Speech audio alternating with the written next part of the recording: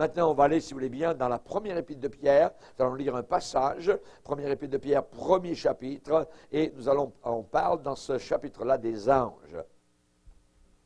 Première épître de Pierre, premier chapitre, et au verset 10, nous lirons jusqu'au verset 12. Les prophètes qui ont prophétisé, touchant la grâce qui vous était réservée. Donc les prophètes de l'Ancien Testament. Les prophètes qui ont prophétisé, touchant la grâce qui vous était réservée, ont fait de ce salut l'objet de leur recherche et de leurs investigations, ayant une pensée, voulant sonder l'époque et les circonstances marquées par l'Esprit de Christ qui était en eux et qui attestait d'avance, ça veut dire qui prédisait, les souffrances de Christ et la gloire dont elles seraient suivies. Il leur fut révélé que ce n'était pas pour eux-mêmes, mais pour vous, qu'ils étaient les dispensateurs de ces choses que vous ont annoncées maintenant ceux qui vous ont prêché l'Évangile par le Saint-Esprit envoyé du ciel.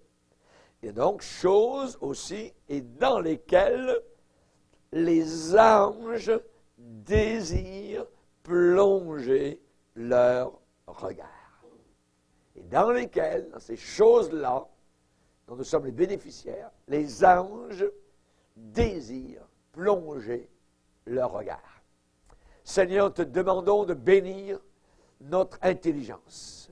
Nous te prions de nous faire comprendre, Seigneur, ce dont nous sommes bénéficiaires est quelque chose qui crée un désir de connaissance chez les anges, les archanges, les chérubins, puissants en force et en gloire.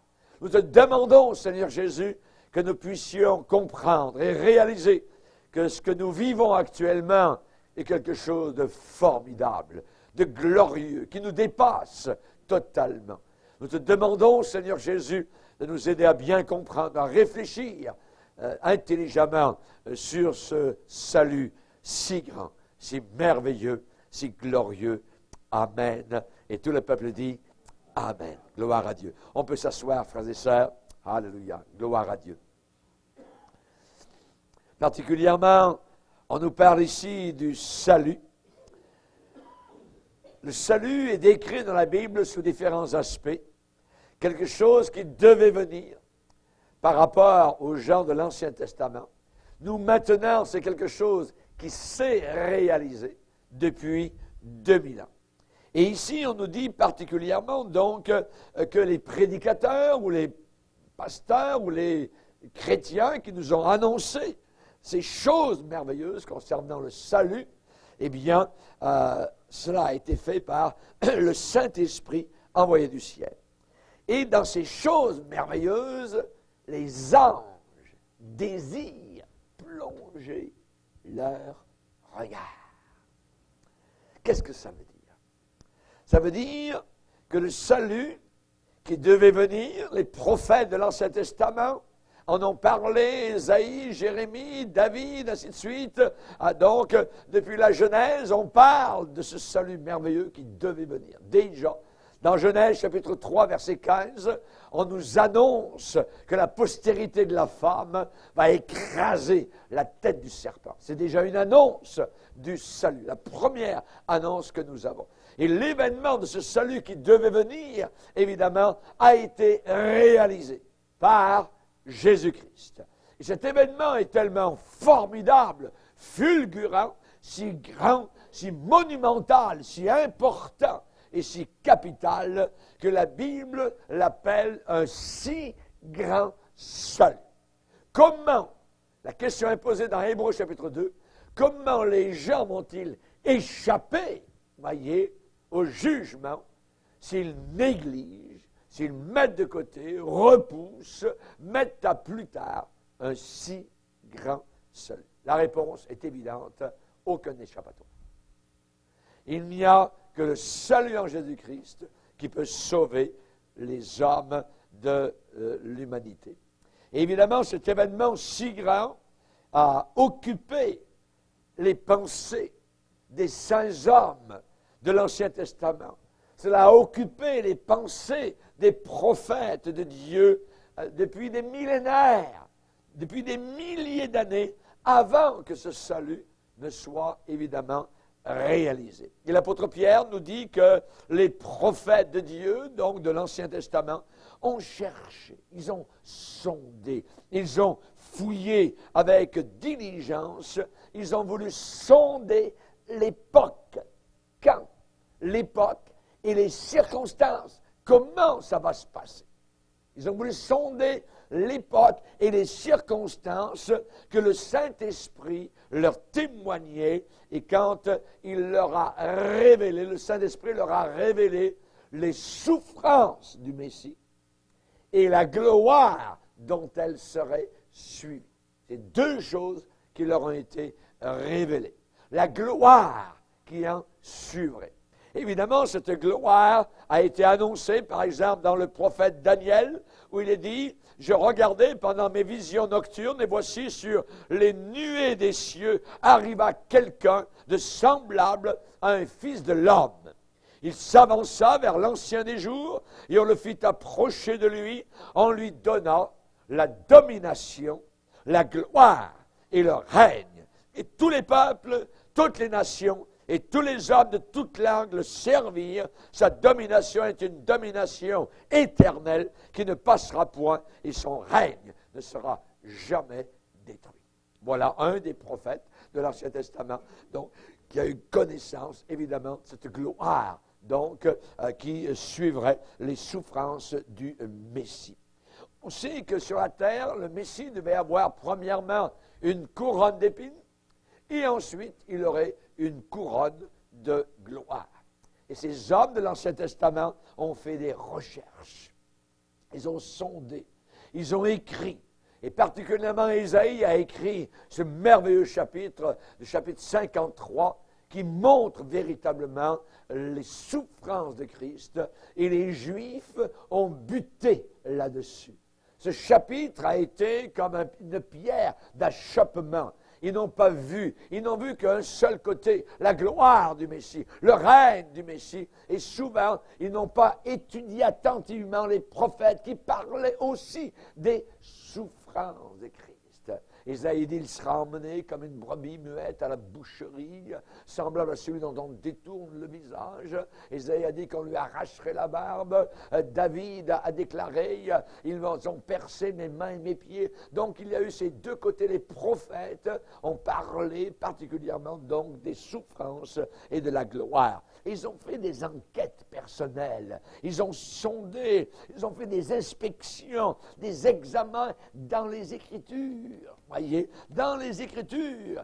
Et on sait particulièrement qu'ils ont scruté le ciel des Écritures pour y trouver l'étoile du Messie, l'étoile du matin, le Seigneur qui devait venir, alléluia, le prophète annoncé par Moïse, alléluia. Et on sait que dans le Nouveau Testament, les gens lui ont dit, es-tu le prophète qui devait venir? Vous voyez, c'était le Messie. Amen. Le Messie. Et on sait que Jésus, dans Hébreu, a été décrit, et il est dit qu'en vue de la joie qui lui était réservée, a souffert.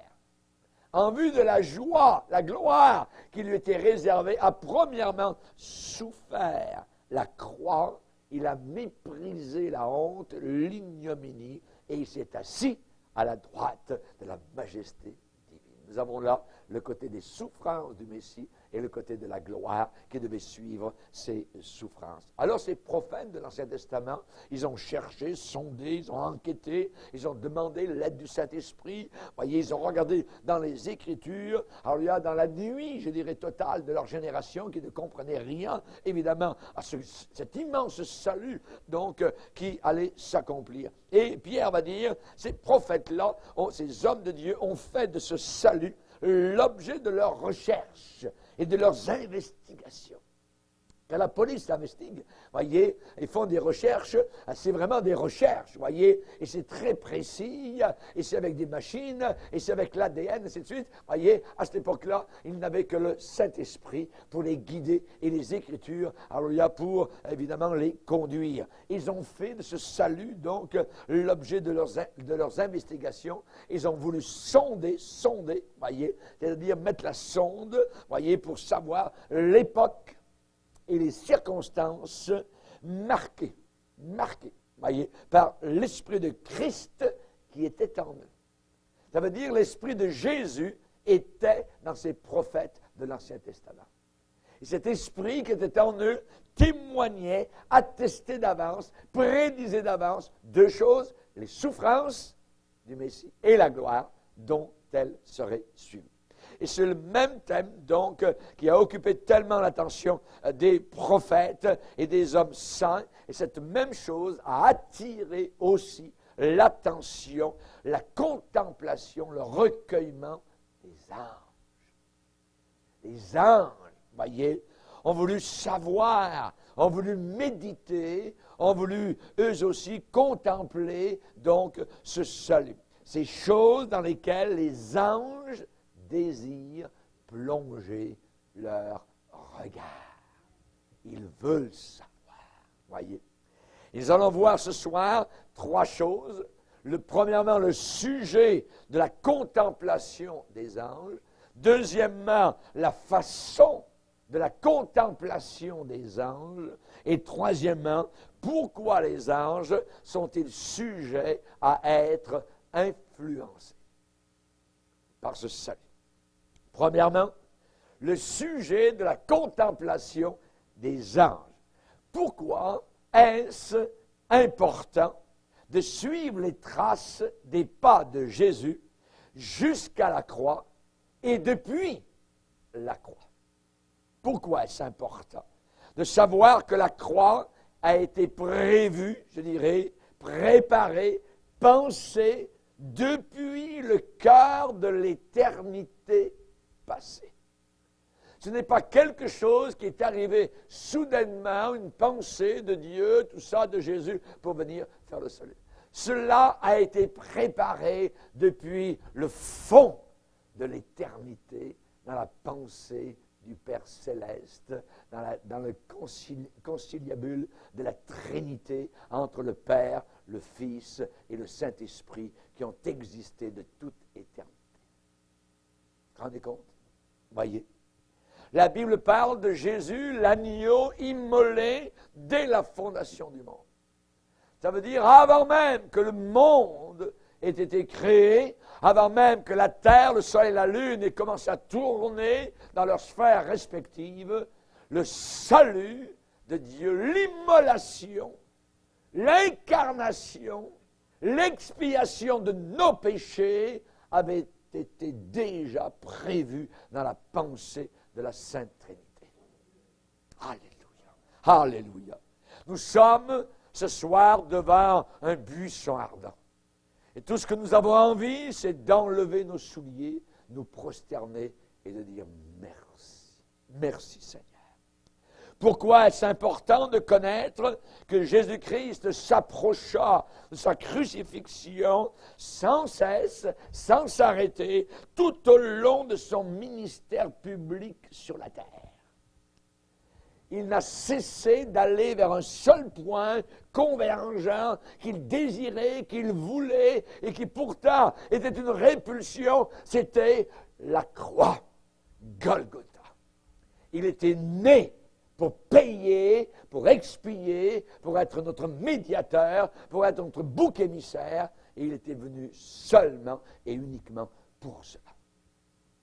On l'appelle le Sauveur. Le Sauveur. Il sauvera son peuple de ses péchés. Voici l'agneau de Dieu, a dit Jean-Baptiste, qui ôte le péché du monde. Alléluia. Pourquoi est-ce important de savoir que maintenant, de concert avec le Père, avec le peuple de Dieu et avec le Saint-Esprit, Jésus maintenant du haut des cieux, regarde avec satisfaction immense, totale, entière, complète, parfaite. Voyez, ce salut qu'il a accompli à Golgotha. Mais les anges contemplent cela aussi et ils veulent savoir. Les anges aussi contemplent cela. Et ils désirent y plonger leur regard. À peu près comme vous, dans une belle journée d'été où il fait 40 degrés et vous êtes à côté de votre belle piscine fraîche, voyez, et vous aimeriez, vous avez un seul désir, c'est de plonger dans l'eau. Voyez, c'est le même désir que les anges, les archanges et les chérubins ont de plonger leur regard dans ce salut. C'est formidable, si, je dirais, merveilleux. Amen. Ils désirent plonger leur regard dans deux choses.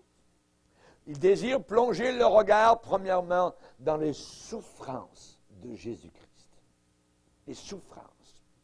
Évidemment, c'est un champ immense de méditation, un champ très mystérieux de méditation qui est placé sous le regard des anges.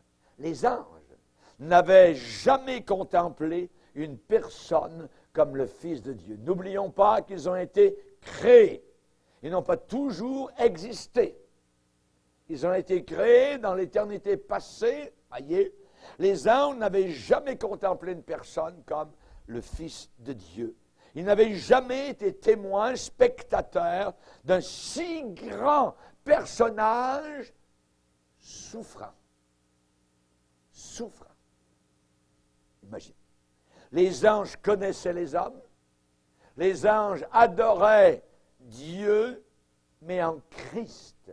Les anges, les archanges et les chérubins ont admiré l'essence même, la quintessence même de la divinité, enchâssée dans un corps réel, dans une humanité réelle. Dieu incarné, Dieu en chair, Dieu manifesté, révélé, visible en chair. Imaginez. Les Juifs sont passés totalement à côté du Messie souffrant. Ils ne l'ont pas vu. Ils ne l'ont pas vu. Ils ne voyaient qu'un seul côté, le côté de la gloire. Mais les anges, eux, désirent plonger leur regard dans les deux côtés, les souffrances de Christ et la gloire dont elle serait suivie.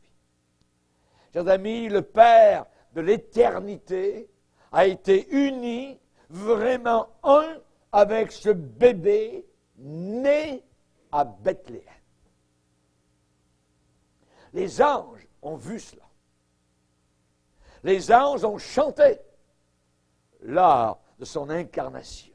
Les anges ont loué Dieu.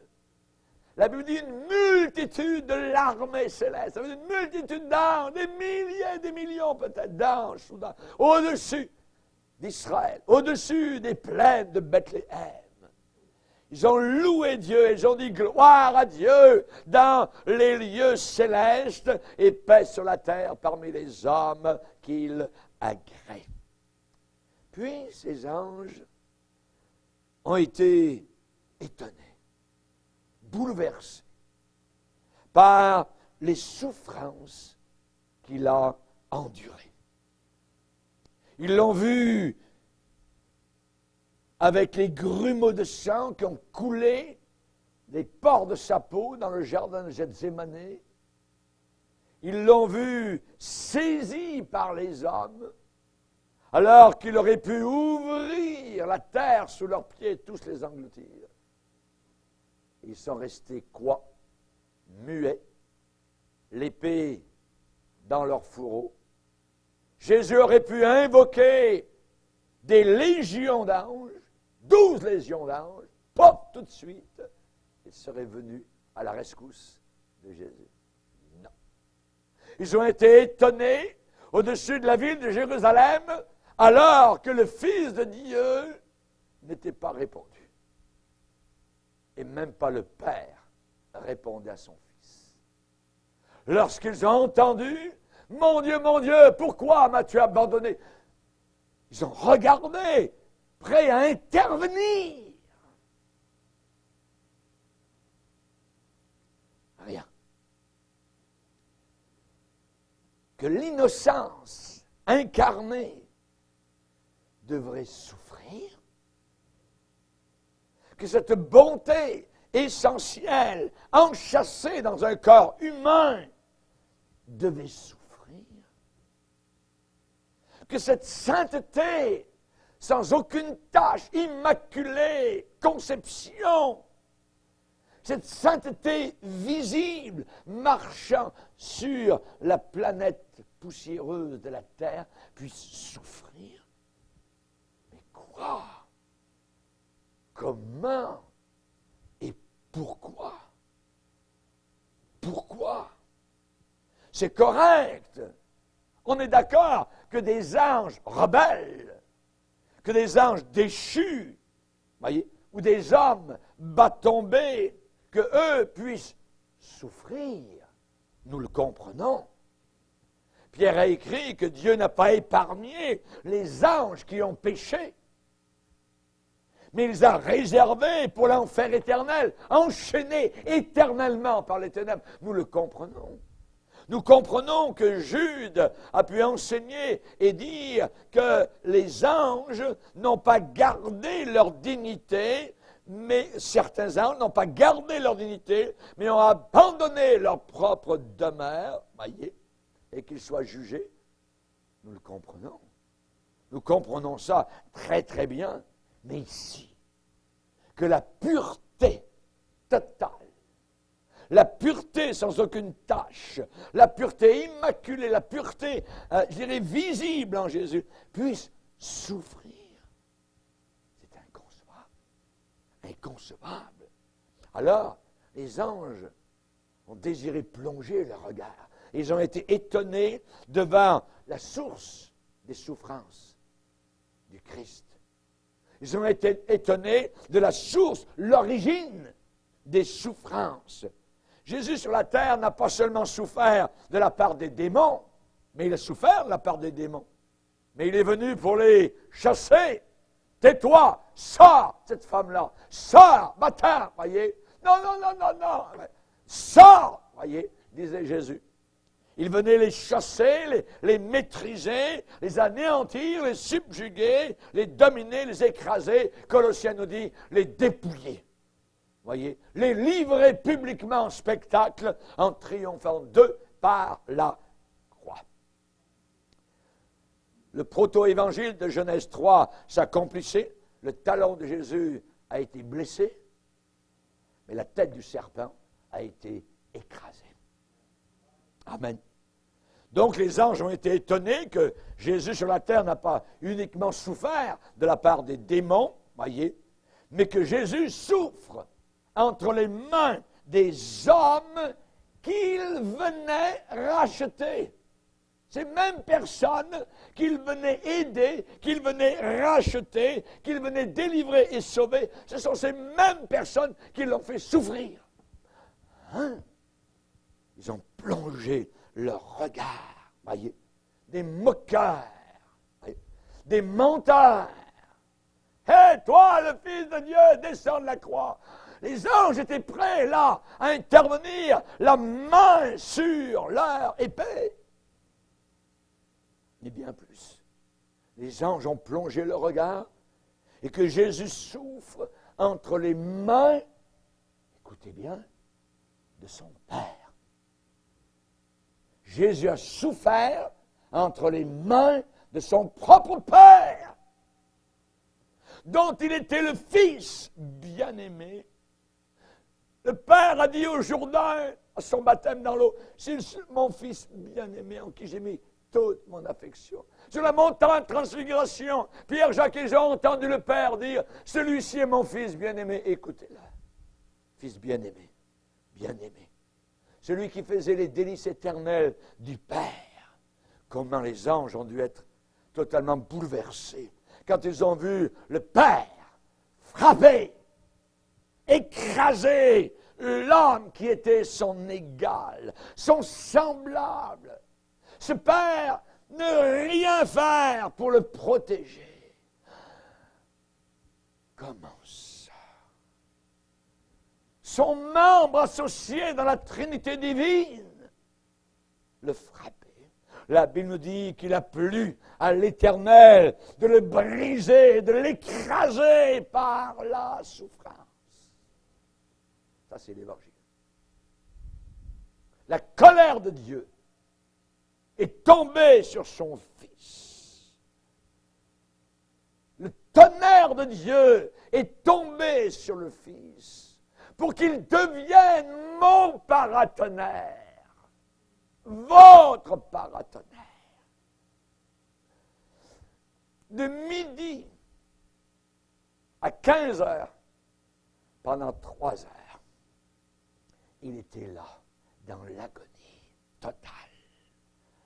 La nuit de l'enfer, nuit profonde et obscure, abandonné de ses disciples, abandonné du Père, quelque chose d'inimaginable. Et nous l'avons considéré, nous, comme punis, frappés de Dieu et humiliés. Les anges ont été étonnés de tout cela. Ils ont été étonnés aussi de l'intensité des souffrances de Jésus. Toutes les autres souffrances que les anges avaient déjà contemplées étaient comme des simples gouttes d'eau. Mais cette souffrance-là, cette souffrance. Ici, c'est, je dirais, les roseaux qui ont passé par-dessus la tête du Fils de Dieu, la tête sacrée du Sauveur du monde. Comme Jonas a pu dire, tu m'as jeté dans l'abîme, dans le cœur des mers, les courants d'eau m'ont environné, toutes tes vagues, tous tes flots ont passé sur moi. Je disais, je suis chassé loin de ton regard. Je verrai encore ton Saint-Temple. Mon Dieu, pourquoi m'as-tu abandonné? Dans le psaume 22, Jésus a dit, je suis un ver, non un homme. Ils ont percé mes mains et mes pieds. Je suis comme de l'eau qui s'écoule, tous mes os se séparent. Mon cœur est comme de la cire. Des taureaux m'environnent, ceux qui étaient au pied de la croix. Ils ouvrent contre moi leur gueule. Imaginez, je ne dis pas leur bouche, leur gueule. Ma force se dessèche comme l'argile, ma langue s'attache à mon palais. Tu me réduis à la poussière de la mort, car des chiens m'environnent. Une bande de scélérats rôde autour de moi. Ils ont percé mes mains et mes pieds. Rendez-vous compte quand on dit un si grand salut? L'intensité des souffrances. Et les anges ont été étonnés aussi du pour qui? Pour qui souffrait-il tant? Cela a créé un étonnement terrible parmi les anges. Ils souffraient pour des personnes indignes, pour des personnes impies, pour des personnes pourries, corrompues, pour des pécheurs, des pécheresses polluées, viles, ne méritant aucune considération. Nous ne méritions aucune attention. Et ils meurent pour de telles personnes. Les anges ont voulu plonger leur regard dans cette chose-là. La Bible dit au temps marqué, Christ est mort pour des impies. Des impies. À peine mourrait-on pour un juste, mais pour des impies, pour des gangsters, pour des brigands, pour des sales, pour des blasphémateurs. Mourir pour des catégories de personnes semblables. La Bible déclare que les anges ont voulu connaître non seulement les souffrances de Christ, mais la gloire dont elle serait suivie. La suite. La suite. Jésus un jour a dit, Père, glorifie-moi auprès de toi de la gloire que j'avais auprès de toi avant que le monde ait été créé. Alléluia. Jésus possédait une gloire immortelle, éternelle, une gloire universelle avant qu'il ne souffre, avant même Il était riche et il s'est fait pauvre.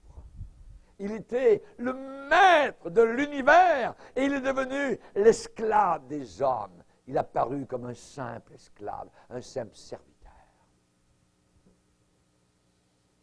Jésus a dit, j'aimerais que ceux que tu m'as donnés, Père, soient avec moi dans l'éternité, afin qu'ils voient ma gloire. La gloire que tu m'as donnée. Alléluia. Nous la verrons, mes frères et sœurs.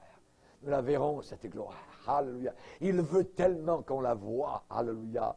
À peu près comme quelqu'un qui a bâti une belle maison, il invite la famille, il dit, ah, vous ne l'avez pas vu, venez, là je vais vous montrer maintenant. Ah, on veut montrer, alléluia, ce qu'on a accompli. Jésus veut, alléluia.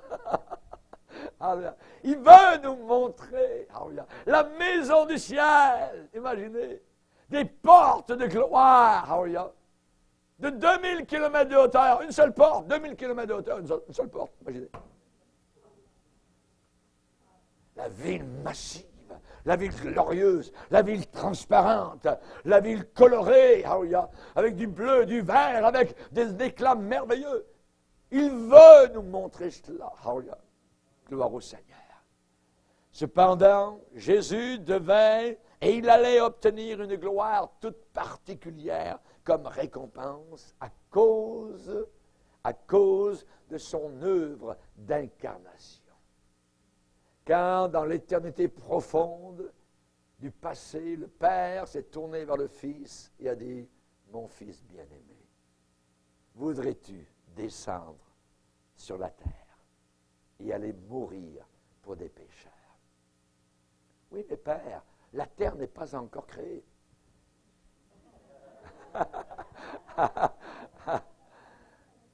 Il allait créer la terre. Il allait créer les habitants de la terre. Il savait ce qui allait arriver. Et ces hommes, ces pauvres hommes misérables comme vous et moi, nous allions avoir besoin d'un sauveteur, d'un sauveur, d'un Yeshua, d'un Christ, d'un oint qui allait venir et payer le prix de nos péchés. Le salaire du péché, c'est la mort. Et le plan magnifique de Dieu a été qu'il est resté juste tout en justifiant le pécheur. Ça, c'est une œuvre de maître, masterpiece. Alléluia, chef-d'œuvre. Merci Seigneur. Chers amis, à cause de son œuvre d'incarnation, à cause de son œuvre d'expiation, à cause de son œuvre de médiation comme médiateur unique sur la terre, nous pouvons voir un jour la gloire du ciel. Il n'y a qu'un seul médiateur entre Dieu et les hommes. J'aime beaucoup les catholiques romains, mais je leur dis, ce que vous croyez comme Marie médiatrice, c'est un gros mensonge qui vous a été poussé dans la gorge par des hommes religieux. Parce qu'il n'y a qu'un seul médiateur entre Dieu et les hommes, et son nom c'est Jésus. C'est Jésus-Christ. Alléluia. Jésus allait prolonger ses jours, selon Ésaïe. Après avoir livré sa vie en sacrifice pour le péché, il verra une postérité et prolongera ses jours, et l'œuvre de l'Éternel prospérera entre ses mains. À cause du travail de son âme, il rassasiera ses regards. Père, s'il te plaît, éloigne de moi cette coupe.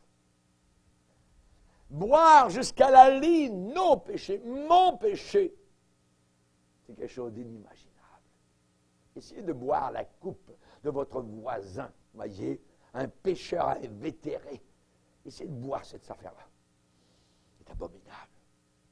Mais son royaume, le royaume de Christ, allait s'étendre. Il aurait, à cause de ses souffrances, un empire sans bornes, un empire illimité, un empire démesuré. Il serait béni du soleil levant jusqu'au soleil couchant tout autour de la planète Terre. Zacharie 14 nous dit, arrive un jour où l'Éternel sera roi de toute la terre. Alléluia. Gloire au Seigneur. Merci Seigneur. Dans le psaume 2, il nous dit que les hommes se liguent contre l'Éternel et contre son roi, et Dieu dans le ciel se moque d'eux, rit d'eux, et leur dit, c'est moi qui ai oint mon roi sur ma montagne sainte. Mon Christ, c'est Jésus, mon Fils bien-aimé. Alléluia. Gloire au Seigneur. Jésus un jour va marcher sur le cou de tous ses ennemis. Vous vous rappelez dans la Bible, dans Josué, quand 5 rois, un jour, ont été poursuivis par les armées d'Israël, ils sont tous réfugiés dans une caverne, la caverne de Makeda. Et les armées de Josué sont arrivées et ont demandé à ces rois de sortir de la caverne. Et les hommes d'Israël ont planté, alors il y a leurs souliers sur le cou de ces rois qui ont péri ensuite par les armées d'Israël. Aujourd'hui, ceux qui s'opposent à Jésus-Christ vont en payer le prix. Ils vont en payer le prix, voyez. La Bible dit qu'il les pétera avec une verge de fer comme on brise des vases d'argile. Il faut que Jésus-Christ règne jusqu'à ce qu'il ait mis tous ses ennemis sous ses pieds. Sous ses pieds. Il allait recevoir des acclamations, alléluia, gloire au Seigneur, des louanges, des honneurs, des rachetés pour toujours et à jamais, dans tous les siècles des siècles. Quand la Babylone de la terre va s'écrouler, nous dans les cieux, nous allons dire Alléluia, Amen. Gloire au Seigneur. Alléluia. Merci Seigneur. Il y a un lien entre les souffrances de Jésus et cette gloire. L'un ne va pas sans l'autre. Et l'autre ne ment pas sans l'un. L'un est la base de l'autre. Il n'y a pas de gloire sans souffrance.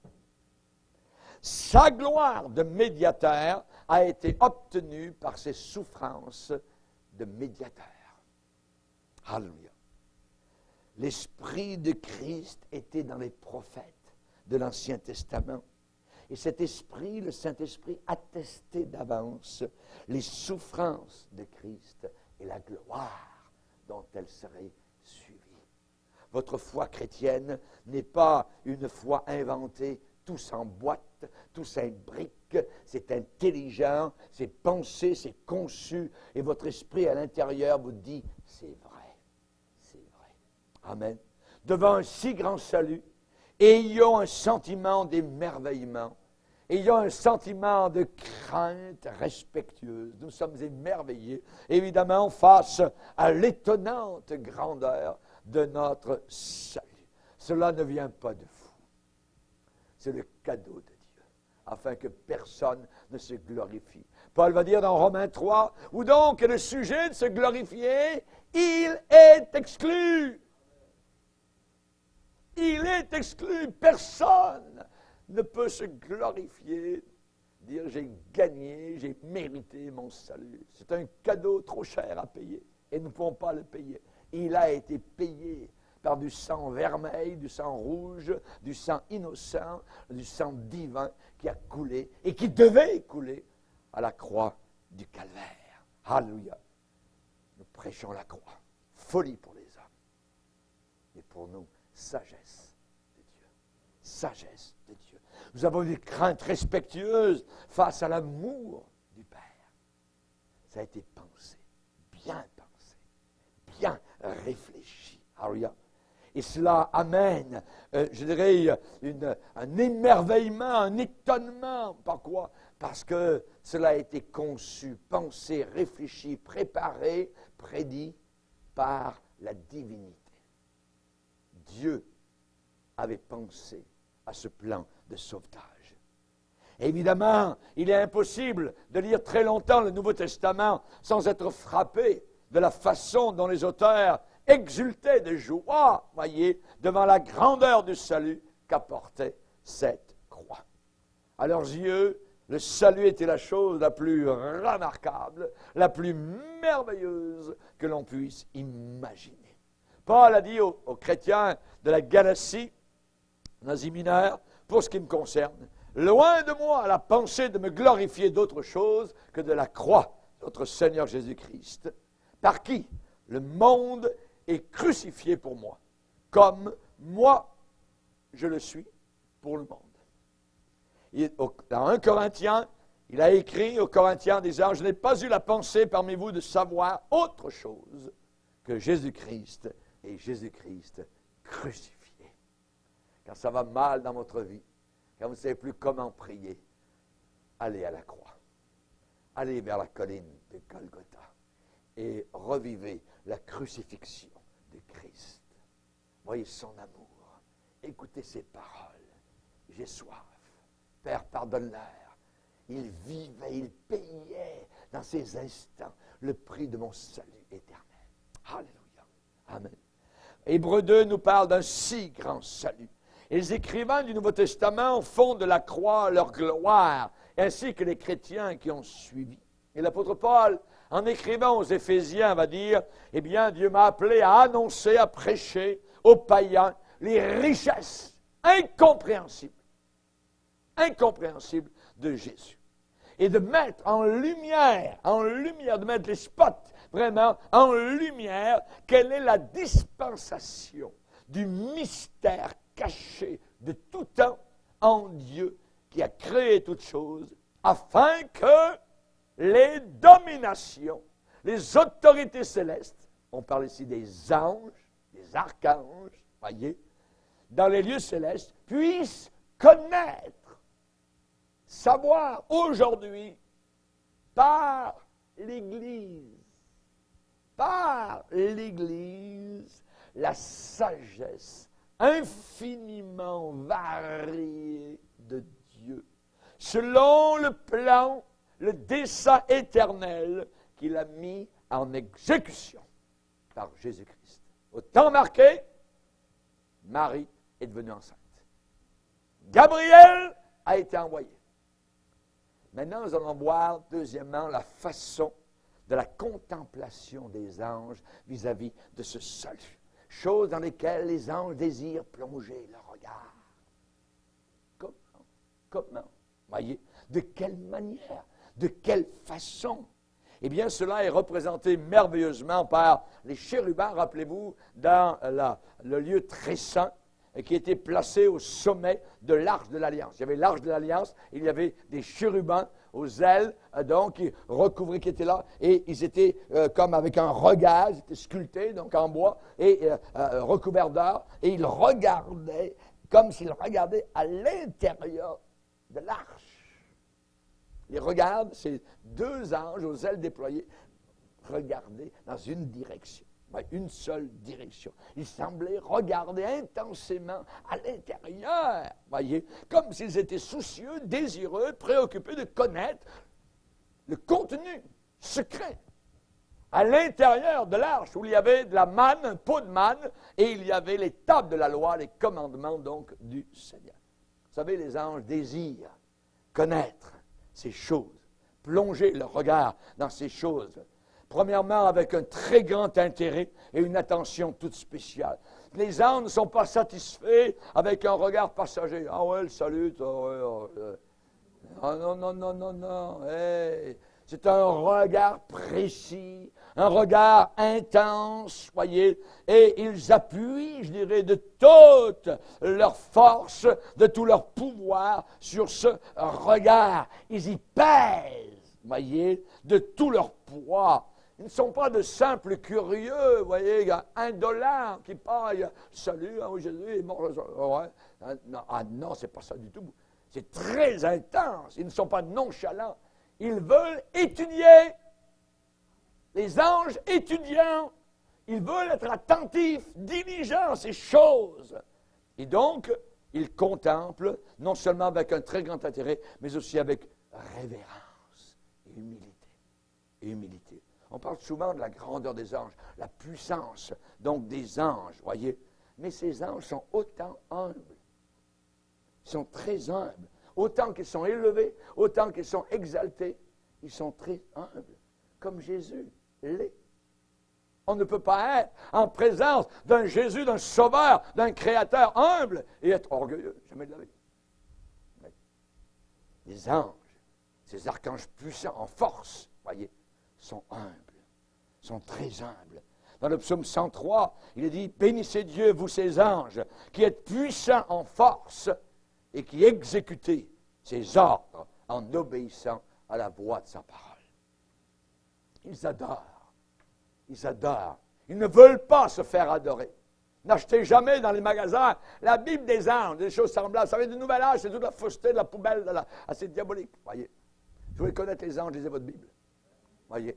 Et les anges eux-mêmes disent adore Dieu. Adore Dieu. Ils ne veulent pas se faire adorer. Jamais. Voyez. Tu adoreras le Seigneur ton Dieu, tu le serviras. Lui seul. Lui seul. Amen. Les anges adorent, ils sanctifient le nom du Seigneur avec le plus profond respect. N'oubliez jamais leur place assignée dans l'adoration. Quand Ésaïe a vu le Seigneur sur un trône très élevé, il a vu les anges, les archanges qui étaient autour du trône de Dieu et qui chantaient, qui louaient Dieu et qui criaient « Saint, Saint, Saint » et l'Éternel des armées. Oui. Ils chantent. Dans l'Apocalypse, nous les voyons en train de dire la même chose. La même chose. Oui. Rappelons-nous qu'ils sont envoyés par Dieu pour des missions. Quand Adam et Ève ont été chassés du jardin d'Éden, les anges, les chérubins étaient à la porte, cet immense jardin avec des épées flamboyantes. Et quand Adam et Ève ont regardé, quand ils étaient à l'extérieur, ils auraient bien voulu retourner. Ils ne pouvaient plus, parce que Dieu avait une mission pour des anges avec les épées flamboyantes. Nous savons que lorsque Dieu a décidé de terminer avec Sodome et Gomorrhe, les anges, 2 anges ont été envoyés à Sodome et Gomorrhe pour épargner Lot et sa famille. Ce sont les anges qui sont allés là. Quand Daniel a appris le conseil de Dieu, c'est Gabriel qui est venu et qui lui a parlé. On peut le lire dans le livre de Daniel particulièrement, où il est dit, ici dans Daniel au chapitre 8, verset 16, « Et j'ai entendu la voix d'un homme au milieu de l'Ulaï, il cria et dit, « Gabriel, explique-lui la vision. » Gabriel, explique-lui la vision. Daniel 8, verset 16. Daniel, chapitre 9, verset 21, « Je parlais encore dans ma prière, quand l'homme Gabriel, que j'avais vu précédemment dans une vision, s'approcha de moi d'un vol rapide au moment de l'offrande du soir. Il m'instruisit. Dieu envoie Gabriel. Et des millénaires plus tard, nous voyons le même Gabriel envoyé par Dieu à Nazareth pour annoncer quelque chose à Marie. Alléluia. Les anges obéissent au Seigneur. Amen. Et ils ont regardé non seulement avec humilité, avec un très grand intérêt ce salut, mais avec un étonnement. Et en même temps, avec délice. Avec délice. Ici, dans le salut, Dieu montre, Dieu exhibe de façon fraîche et réelle sa gloire, sa justice, ses perfections, je dirais, merveilleuses. Il demeure juste, il demeure droit, tout en justifiant celui qui est tordu. Imaginez. On voit là sa miséricorde, on voit là sa bonté. Et cela, évidemment, c'est particulièrement heureux, gratifiant pour les anges qui sont pleins d'amour, qui sont bienveillants, qui sont bienfaisants. Et évidemment, donc, nous en plus, nous sommes bien plus concernés que les anges parce que nous le vivons. Et les anges ne pourront jamais le vivre. Ce que vous avez vécu, ce que vous vivez, votre communion avec Jésus, ce pardon de tous vos péchés, ce lavage merveilleux de votre passé, tout ça, ça, les anges ne pourront jamais le vivre. Ils désirent voir cela. Et quand l'épouse de Christ sera enlevée là-haut dans la gloire, les anges vont nous regarder. Les anges vont nous admirer. C'est vous, qui étiez destinés à l'enfer et qui vous retrouvez à côté du Fils de Dieu, l'épouse de Christ. Alléluia. La reine du ciel. Ce n'est pas Marie, la reine du ciel. C'est l'Église de Jésus-Christ. Alléluia. Dans la gloire éternelle. Alléluia. Merci Seigneur. Et en terminant, je vous dirai pourquoi les anges, eh bien, sont sujets à être influencés. Parce que ça les influence, évidemment. Tout ce qu'ils voient, tout ce qu'ils entendent, tout ce qu'ils connaissent, imaginez. Et les motifs, évidemment, sont différents. Rappelons-nous que Jésus a dit qu'il y a beaucoup de joie devant les anges de Dieu lorsque un seul pécheur se repent. Les anges sont contents. Ils sont heureux de voir que l'œuvre qui a été accomplie par Christ à Golgotha a produit des fruits et produira jusqu'à la fin des fruits sur la terre, tant que l'Église ne sera pas donc partie. Merci Seigneur. Ce sont des êtres très intelligents, les anges. Très intelligents, voyez. Et ils peuvent accéder très facilement à la connaissance. Ils comprennent très vite. Très vite, voyez. Le plus grand des anges n'avait jamais vu de Dieu quelque chose d'aussi élevé, d'aussi merveilleux.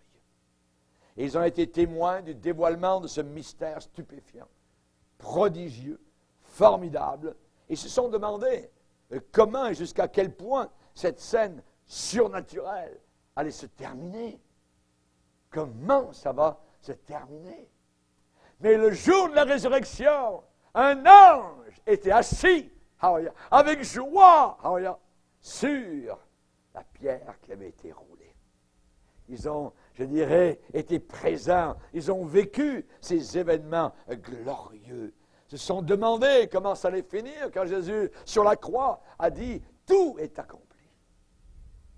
Tout est réalisé. » Mais ça, comment ça va faire? Jésus meurt. Jésus baisse la tête. Jésus est enterré. Ils ne savaient pas. Ça se déroulait sous leurs yeux au fur et à mesure. Alléluia. Ces anges sont des êtres saints. Amen. Et ces choses sont connectées, je dis, reliées avec des choses de pureté, des choses de vérité. L'œuvre de la rédemption est une œuvre de sainteté, c'est une démonstration formidable de la sainteté de Dieu, de l'horreur du péché que Dieu a en horreur. Vous voulez savoir comment le péché est horrible, abominable? Regardez la croix. Ce que Dieu pense du péché. C'est une démonstration, une manifestation. C'est un plan de rénovation d'un monde impie. Les anges sont bienveillants, sont pleins d'amour. Et ils font leur délice dans des œuvres de miséricorde, comme tirer Lot en dehors. Voyez. Et comme ils ont dû être heureux d'être témoins d'un plan qui écrase le péché avec tout ce qui est mal, tout ce qui est mauvais, tout ce qui est méchant, et qui sauve la victime du péché, de ses conséquences présentes et éternelles. Devant Dieu, nous sommes non seulement pardonnés, nous sommes justifiés. Justifiés. C'est comme si on n'avait jamais péché. On n'arrive pas à le comprendre. Il faut le croire. Amen. Celui qui croira sera sauvé.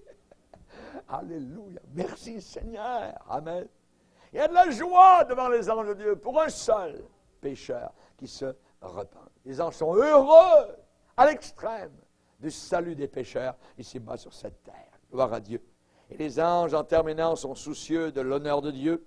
Évidemment, ici, on apprend à connaître toute la divinité.